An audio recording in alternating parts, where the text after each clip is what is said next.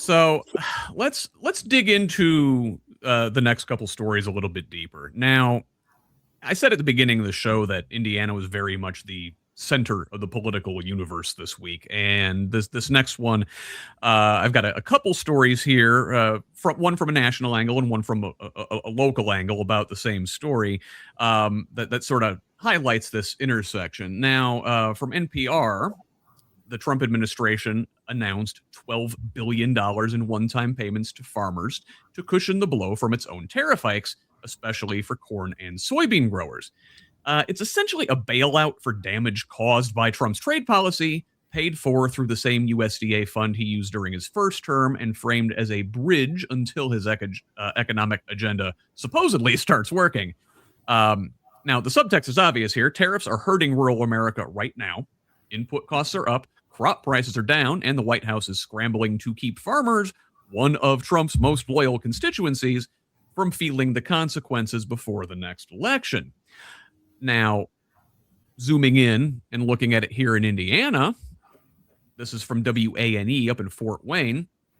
Farmers say the $12 billion package is a temporary Band-Aid and not a sustainable solution. Corn and soybean growers in this state describe being squeezed by years of rising seed, fertilizer, equipment, and land costs, coupled with stagnant crop prices and trade wars slowing exports, especially for soybeans, more than which of half are sold overseas. The message from the fields is regretful. You know, the money helps farms survive this season, but they don't want a handout. Long-term stability depends on predictable trade, stronger domestic demand, and markets that actually let farmers turn a profit. Now, a couple questions here, and I think I want to start with you, Chuck. So, listen, if tariffs are a policy choice and this farm bailout is the fix for damage that those tariffs cause, isn't this just a case of the government socializing the losses of its own economic failure? Short answer, yes. I mean, it's like deja vu. I mean, we had this, like you said, in the first term when this individual was, I'm going to be a little diplomatic in my terming here, was in office. And so, you know, it's like giving an arsonist a pat on the back for putting out the fire that they started. And, you know, tariffs, you know, when applied without thought or policy or consideration, here's the result. I mean, quite frankly, we're seeing how bad international policy actually happens. And you're right, farmers don't want this bailout. I've heard that consistently from almost everybody in the ag sector. They want to be able to have a market, know that market exists, know how to plan for that market, and sell their goods. That's what they thrive on. That's what those folks need. And they thrive on that independence, being able to manage their own businesses. This here is basically making the government become their sole source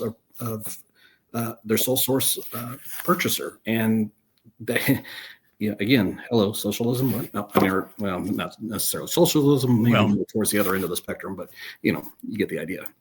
Well, no, about that. I mean, listen, you talk about the farmers value their independence, right? I mean, they want to go out there on the open market and earn a profit, but with this bailout, I mean, listen, you're not going to shoot yourself in the foot. You know, you need to get by, but right.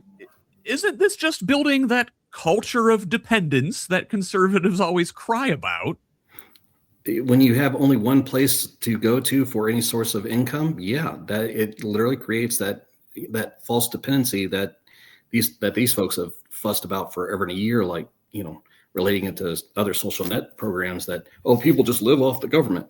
Well, I don't know of too many people that actually choose that option. And, you know, in reality, most folks want to do their own thing and find their own way through life. I mean, now there are folks that need help. Okay, great.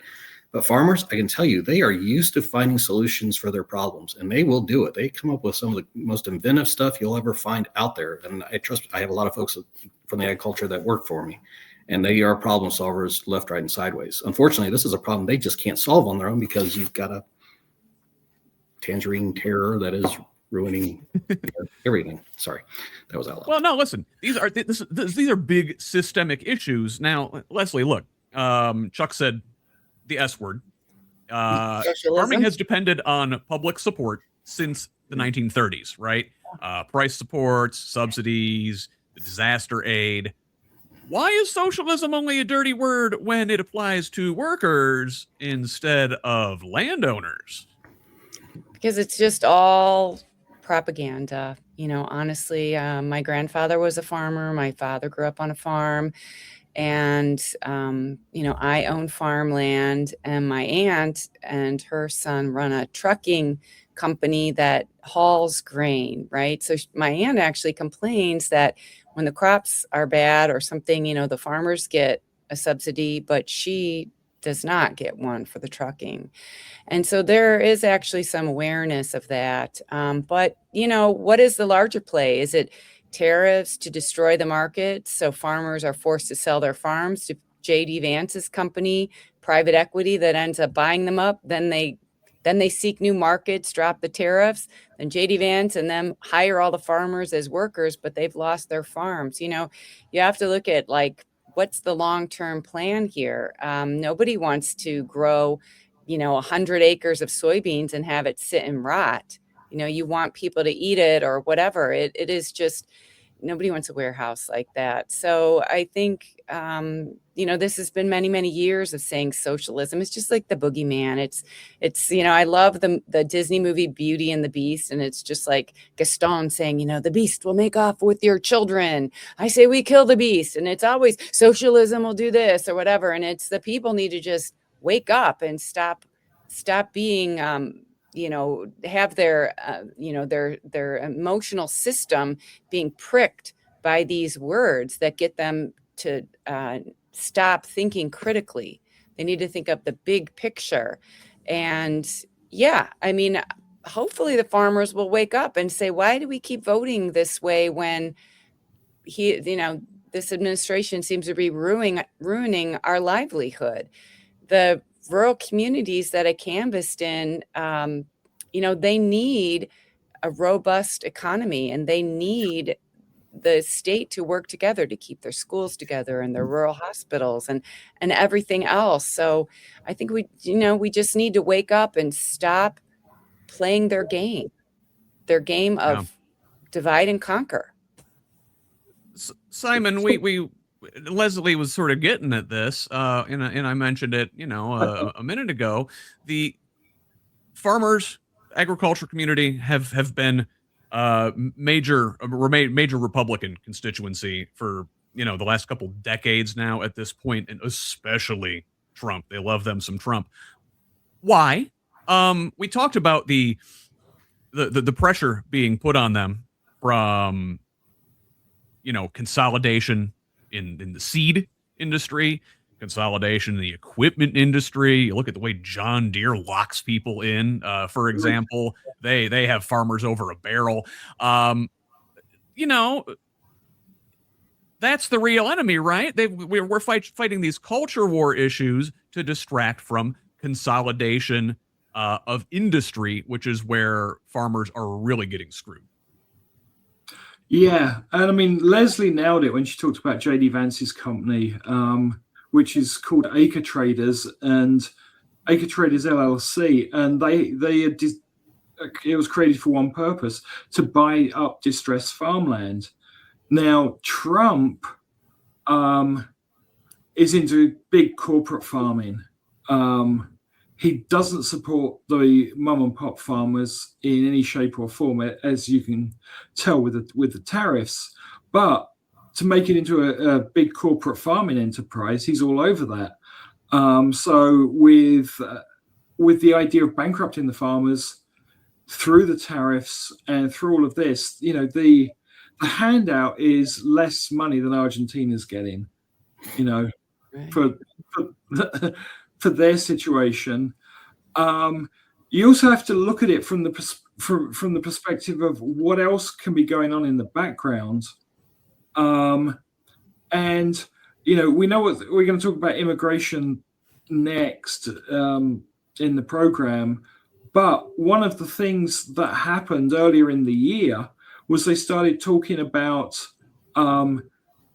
immigrants as farmers and keeping them. And Trump was talking about, looking after his people on the farms. Well, it turns out that once they're arrested and incarcerated, they become slaves under the 13th Amendment, and that's your farm workers community. The land's all been bought up, and so you really have this. I mean, I don't know another word other than to call it, this fascist dictatorship running a slave workforce. I will be happy to labor next to you guys on the farms when we're all sent there. Yeah. So, I mean, should it be a dirty word? Socialism for the rich, rugged individualism for the poor. That's been, the conservative mantra for, well, I'm going to say hundreds of years now. They're quite it really happy. is. Yeah. Yeah. The trickle down is actually upside down. Money trickles up to the 1%. And these are all ways that they're squeezing everybody, and like you said, with John Deere's lack of right to repair on the farm equipment, which to me just doesn't make any sense. And the others, I don't mean to pick on them. They're all bad. Well, but in the agricultural community, they're 800-pound gorilla. And I mean, everybody's yelled at somebody for that. And there are other companies that have been trying to fix it, but their products are so complicated. It just is. How many people can solder a memory chip or SSD storage on a motherboard? Yeah. It's how many people can get into their equipment to change the motherboard out? Well, and it bears on another part of that conversation, Simon, that how many people can actually find water when they need it. And that goes back to our other conversations, because what do farmers mostly need around central Indiana? Most times they need water resources. And how do you find it once it's gone? Well, and how do you find clean water? Well, okay. Fair, good point. Fair point. Again, this is another one that we're going to have to, explore more going forward. I mean, listen, agriculture issues are central to what we do here in Indiana, so we will stay on this story.